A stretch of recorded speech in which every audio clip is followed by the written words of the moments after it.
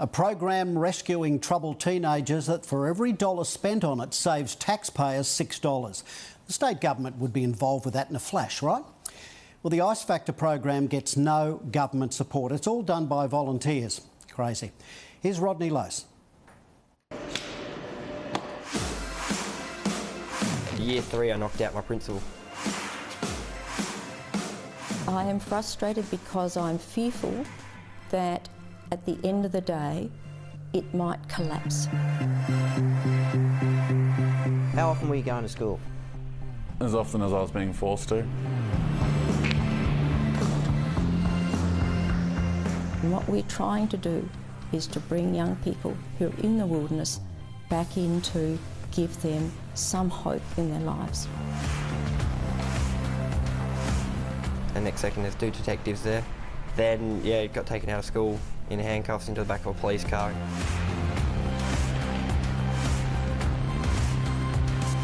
This might look like a game of ice hockey, but what it really is crime prevention, social integration and educational motivation at its best. And it's saving South Australian taxpayers millions of dollars. It's called the Ice Factor. When my youngest daughter struggled at school, we knew we had to find alternative ways of trying to engage her. For former District Court Judge and criminal barrister Mari Shaw, the creator of Ice Factor, it was a case of her personal and professional life colliding. Her youngest daughter struggled with school attendance, and with repeated exclusions from some of Adelaide's best schools, it was ice hockey that somehow saved her. We were determined that she was going to get an education. We worked very hard with her, did rote learning. And then when she was about 9, she watched the Mighty Ducks and wanted to become an ice hockey player. So we took her down the ice arena and gave her the opportunity to learn to skate, and she loved it. She got hooked on it, and we were probably at about our 5th school by that stage, and suddenly she went back to this school and she was recognised as the ice hockey player. She belonged to a team. She was equal in that team. She was no longer isolated. She had started to get some self-esteem. And then she played in the state team, and when she was 14, she went off to Canada on a global education program. As a judge, Mari became frustrated with sending people to jail, as she didn't see it really as helping anyone. So what if ice hockey could help other people like it had helped her daughter? With the help of a youth worker, a curriculum coordinator, ice hockey coach and others, we got together and workshopped a pilot program and got a group of disengaged teenagers from Parafield Gardens High School, and we created a program that in 8 weeks they would go from never having been on the ice to applying for sponsorship for their equipment and then playing in a game on the 9th week. From one team 11 years ago, it's now grown to 18 teams, helping hundreds of South Aussie kids who had essentially dropped out of school re-engage. There have been 4 that have been applying to get into the program, but our resources and our lack of funds mean that we have to really go out, try and persuade people in the community to support us before we can bring in a new team. But don't take Mari's word that her program works. Listen to the kids themselves, like Michael Colvin. Where would you be? Honestly, who knows? Could be anywhere. Could be possibly, you know, sitting at home on the dole doing nothing with my life, and could be even taking drugs. To say Michael was disengaged from his education was an understatement. School for me, it was, got to see my mates, but me and my mates, we'd leave school pretty much as soon as school started, or we'd sit there, go do the lessons we liked, which wasn't very many, and then leave school. But it's uncanny, almost unbelievable how playing ice hockey changed all that, completely transforming Michael. What it was I looked forward to getting on that ice, being with mates, becoming friends with more people. But to get on the ice, he had to get on at school. You actually have to attend school.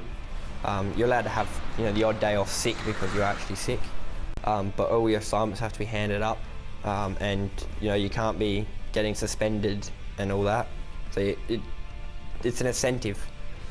If I'm good at school, if I'm good, I do my work, I can go play ice hockey.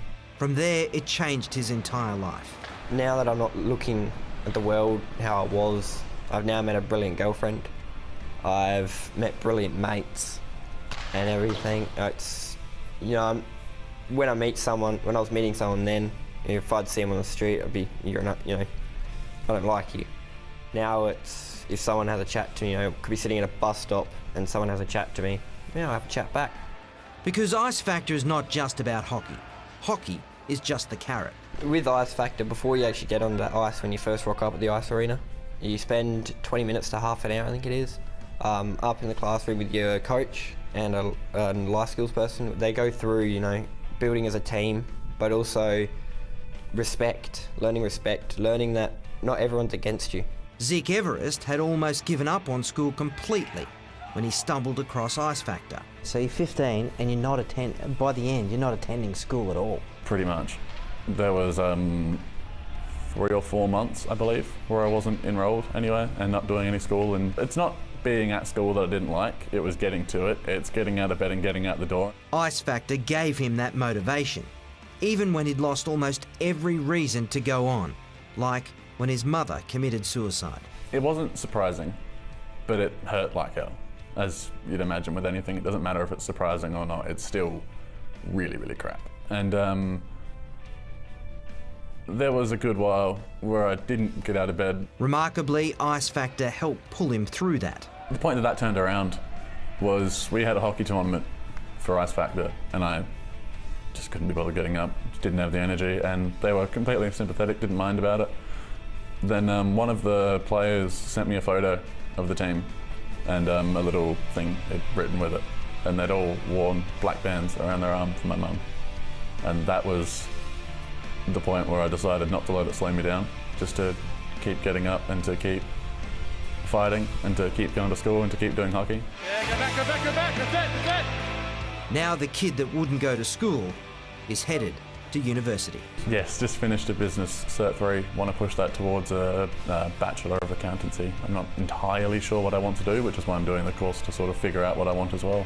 These are just 2 stories amongst dozens of redemption, lives turned around. If this program is able to convince those young people that their lives are not destined for the hopelessness that might have been in their parents, for the abandonment that they might have experienced in their younger years, but that they do have a choice and that they can take responsibility for their lives, and that the vehicle for doing that is a team environment, then to me that's the best way to avoid people making bad choices and essentially becoming a burden on us. It's what Mari Shaw couldn't do as a judge, perhaps not even as a lawyer. It will probably be her life's most important work, and yet she receives no payment and no government funding at all. I think the problem with government, and this is just my own personal view, is that they have the problem of what I've heard others call silos. We go to Rec and Sport and we're told you're a social inclusion program, you can't get funding. We go to the Attorney General's Department, we're told you're an education program, we can't get funding. So every year is a struggle, relying on goodwill of sponsors like Clubs SA. I am frustrated because I'm fearful that at the end of the day it might collapse, because it only survives because of the goodwill of volunteers and the goodwill of people who deliver the program for peanuts. And it survives because the principals at the schools believe that young people need more than just the mainstream geometry and trigonometry. No doubt the easiest thing for Mari would be to walk away. After all, her own daughter, who easily could have slipped through the cracks, is now at university. But Mari knows it's not just these kids' lives she's changing. It's their children's lives and their children's children's. smallest act of kindness, the smallest act of support can have a ripple effect on a child's life. Rodney Loesch reporting. Details of the Ice Factor program can be found on our website.